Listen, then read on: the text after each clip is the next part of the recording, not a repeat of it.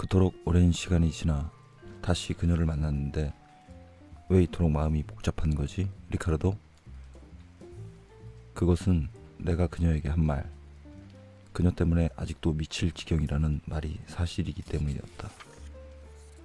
나는 나쁜 소녀와 어떤 관계를 맺든 실패할 수밖에 없는 운명이라는 걸 잘 알았다. 다른 사람은 열정을 가지고 돈과 명예와 성공과 권력을 추구하지만 내가 이 세상에서 유일하게 원하는 것, 그리고 유일하게 추구하는 열정은 그녀를 소유하는 것이었다. 그녀의 모든 거짓말과 모든 복잡한 남자 관계, 그녀의 이기주의와 거듭된 행방불명까지도 모두 갖는 것이었다. 싸구려 감성주의지만 우리가 다시 만날 금요일까지 남은 시간이 너무 천천히 흘러간다고 욕하는 것 외에 내가 할 수 있는 일은 없으리라는 건 분명했다.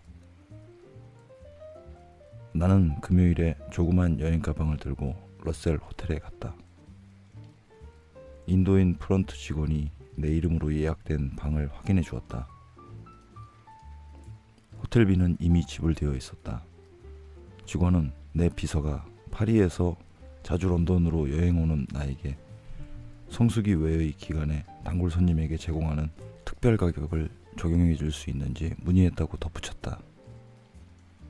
러셀 광장이 내려다 보이는 방은 실제로는 작지 않지만 꽤 작아 보였다. 작은 탁자와 램프, 조그만 동물 모형, 판화, 몽골 전사를 그린 그림 같은 것들이 가득했기 때문이다.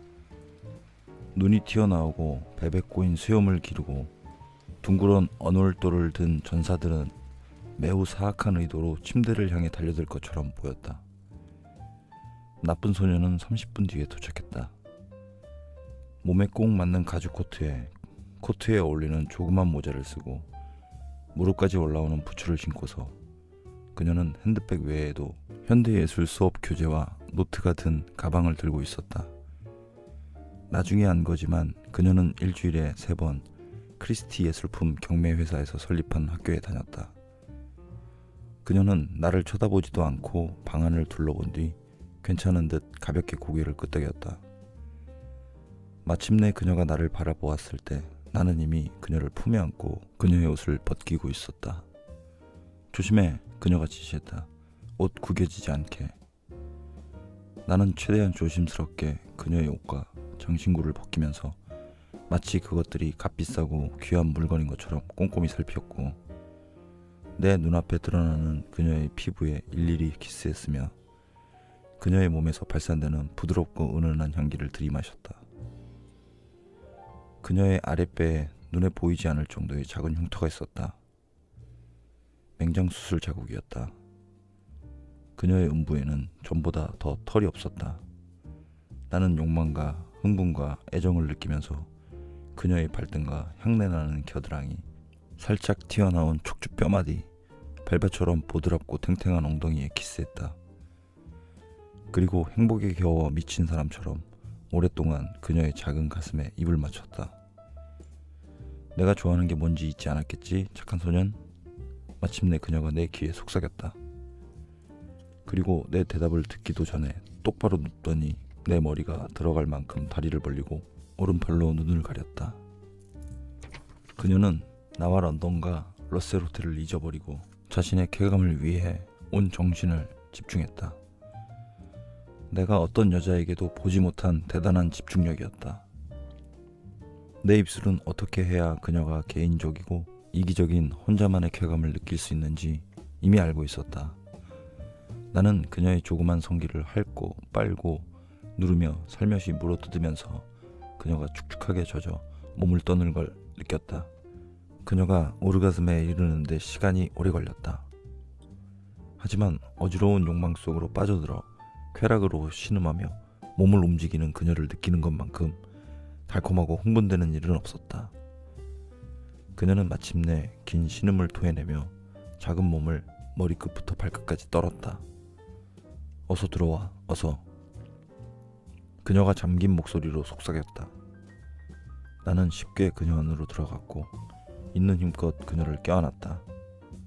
그녀는 오르가즘을 느낀 직후에 무력한 상태에서 벗어나 신음소리를 내며 몸을 비틀었고 내 몸 아래에서 빠져나가려 안간 힘을 쓰면서 날 너무 세게 누르고 있잖아 라고 투덜댔다. 나는 그녀의 입에 내 입을 밀착한 채 애원했다. 내 평생 단 한 번만이라도 나를 사랑한다고 말해줘. 나쁜 소녀. 그게 사실이 아니어도 상관없어. 단 한 번만이라도 듣고 싶어. 사랑을 끝낸 우리는 노란색 시트 위에서 사나운 몽골 전사들의 위협을 받으며 벌거벗은 채 대화를 나누었다. 나는 그녀의 가슴과 허리를 애모했고 거의 보이지 않는 흉터에 키스했으며 내 귀를 그녀의 배꼽에 갖다 대고 몸속 깊은 곳에서 나는 소리를 들으며 그녀의 부드러운 배에 장난을 쳤다. 그리고 그녀에게 왜 내가 원하는 것을 들어주지 않냐고, 왜 내 귀에 대고 작은 거짓말을 해주지 않느냐고 물었다. 그녀는 수많은 남자에게 수없이 그 말을 했을 게 아닌가. 바로 그래서 그녀는 몰인정한 말투로 즉시 대답했다. 난 진짜 사랑을 느낄 때도 당신을 사랑해, 당신을 좋아해 따위의 말을 한 적이 없어. 누구에게도 거짓말로만 내뱉었을 뿐이야. 누구도 사랑한 적이 없으니까, 리카르도. 난 항상 모든 남자에게 그렇게 거짓말을 했어. 내가 침대에서 거짓말 한 적이 없는 유일한 남자는 바로 너야. 내게 그런 말을 듣다니 마치 사랑 고백 같아. 부와 권력을 모두 지닌 남자와 결혼한 지금의 그녀는 마침내 그토록 원하던 것을 가졌을까? 그녀의 눈에 그림자가 드리웠고 목소리가 낮아졌다. 그럴 수도 있고 아닐 수도 있어. 지금은 경제적으로 안정되었고 내가 원하는 걸 모두 살 수 있지만 뉴마켓에서 말에 관해 얘기하며 인생을 보내야 하기 때문이지. 너무 씁쓸한 표정으로 얘기를 해서 마치 마음속 깊은 곳에서 나오는 말 같았다. 그녀는 갑자기 뜻하지 않게 솔직해졌다. 더는 마음속에 품고 있을 수 없었던 모양이다. 그녀는 진정으로 말을 증오했고 뉴마켓의 친구들과 다른 아는 사람 모두를 싫어했다. 말 소유주, 조련사, 경마기수, 마구간 직원, 말구종, 개와 고양이를 비롯해 경마와 직간접적으로 관련된 모든 사람을, 그녀를 둘러싸고 있는 지독하고 끔찍한 사람들, 그 연병한 놈들의 유일한 대화 주제와 관심사는 경마뿐이었다. 경마장이나 훈련 경주로 마구간에서뿐 아니라 저녁 만찬이나 립세션, 결혼식, 생일 파티와 우연한 모임에서도 뉴마켓 사람들은 그 빌어먹을 네발짐승의 질병, 사고, 경주, 승리나 패배에 관한 이야기만 했다. 그녀는 이런 삶의 환멸을 느끼며 하루하루를 보냈고 심지어 최근에는 밤에도 뉴마켓의 경마와 관련된 악몽을 꾸었다. 말은 하지 않았지만 말과 뉴마켓에 대한 그녀의 거대한 증오에 남편도 포함된다는 사실을 쉽게 추측할 수 있었다. 아내의 고통과 우울을 불쌍히 여긴 데이비드 리처드슨 씨는 몇 달 전에 뉴마켓 사람들이 혐오하며 거의 발을 들여놓지 않는 런던에 그녀가 가는 걸 허락해 주었다. 그리고 크리스티와 소더비가 설립한 학교에서 예술사를 수강하고 캠던에 있는 아웃 오브 블룸 화해 학교에서 꽃꽂이 강좌를 듣게 해주었고 심지어 경마로 인한 심리적 방황에서 조금이라도 벗어날 수 있도록 첼시에 있는 힌두교 암자에서 요가와 초월 명상 수업까지 수강하도록 해주었다. 그래 좋은 생각이야 나쁜 소녀. 나는 그녀의 얘기를 즐겁게 듣고 나서 비웃듯 말했다. 이제 돈이 행복의 전부가 아니라는 걸 깨달았지? 그럼 나는 언젠가 네가 리처드슨 씨와 헤어지고 나와 결혼할 거라는 희망을 품어도 되겠네? 너도 알다시피 파리는 서퍼계의 경마와 지옥보다 더 재미있고 즐거워. 그러나 그녀는 농담할 기분이 아니었다. 그녀가 뉴마켓에 느끼는 거부감은 내가 생각했던 것보다 훨씬 심각했다. 진짜 정신적 외상을 입은 것이다. 이후 2년 동안 우리는 러셀 호텔의 여러 방에서 수없이 사랑을 나누었는데 나는 그녀가 호텔의 모든 방을 알고 있다는 인상을 받았다. 그때마다 나쁜 소녀는 경마와 뉴마켓 사람들을 고래고래 욕하면서 분노를 폭발시켜 기분을 풀었다. 그녀는 그곳의 삶이 단조롭고 시시하며 이 세상에서 가장 헛되고 무의미하다고 생각했다. 그토록 그곳 생활을 불행하다고 느끼면서 그녀는 왜 종지부를 찍지 않는 것일까? 그녀가 데이비드 리처드슨과 사랑해서 결혼한 게 아니라는 건 너무나 분명한데 왜 헤어지지 않는 것일까? 이혼해달라고 할 용기가 나지 않아. 우리가 사랑을 나눈 어느 날 오후 그녀는 고백했다. 그랬다가 무슨 일이 일어날지 몰라. 아무 일도 일어나지 않을 거야. 넌 합법적으로 결혼했잖아. 그렇지? 여기서 부부가 아무런 문제 없이 갈라설 수 있어. 난 잘 모르겠어. 그녀는 그날 평소보다 조금 속마음을 털어놓았다. 우리는 지브롤터에서 결혼했는데 여기서도 그 결혼이 효력을 지니는지 모르겠어. 또 데이비드 모르게 그걸 확인할 방법이 있는지도 모르겠고. 넌 부자들을 몰라, 착한 소년. 데이비드에 관해선 더욱 모르고 그는 나와 결혼하기 위해 변호사들과 이혼 계획을 세워 첫 번째 아내를 거의 길거리에 내쫓다시피 했어. 난 그런 일이 내게 일어나길 원치 않아. 그는 최고의 변호사들을 거느렸고 힘 있는 연주를 갖고 있어. 하지만 영국에서 나는 보잘것없는 존재야. 가련하고 하찮은 존재에 불과해.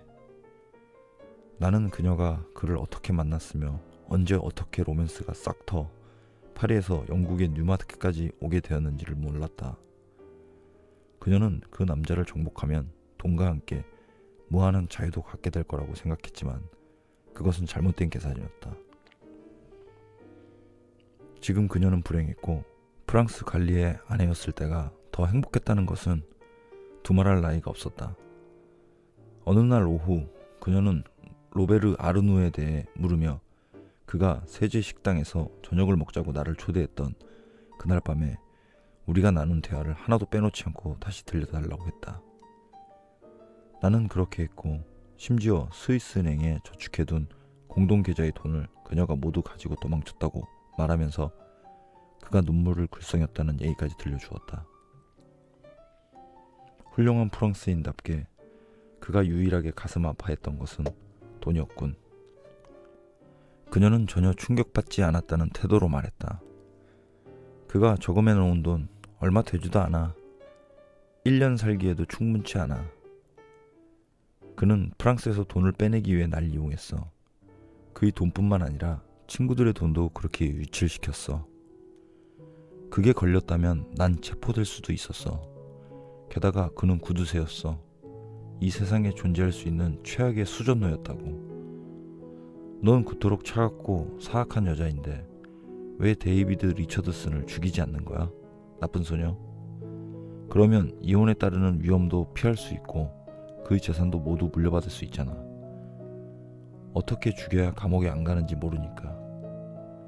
그녀는 웃지 않고 대답했다. 네가 해보지 않을래?